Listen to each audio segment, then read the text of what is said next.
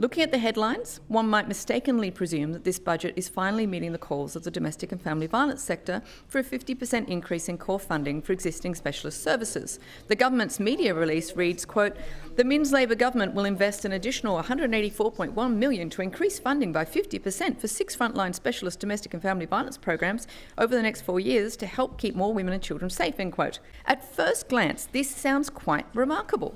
After all, the sector has been pleading for a 50% increase in core funding for over a decade, a call which has been ignored time and time again. And to the government's credit, this is the largest uplift in core funding that frontline services have seen in decades, and this additional funding will indeed provide some relief to workers on the frontline.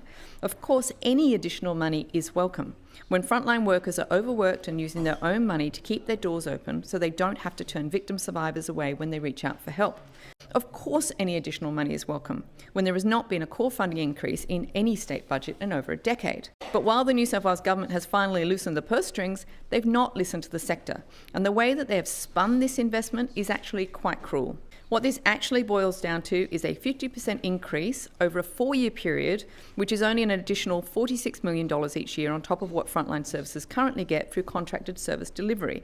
It's only a quarter of what the sector asked for and will barely touch the surface of the crushing weight of rising demand facing frontline services.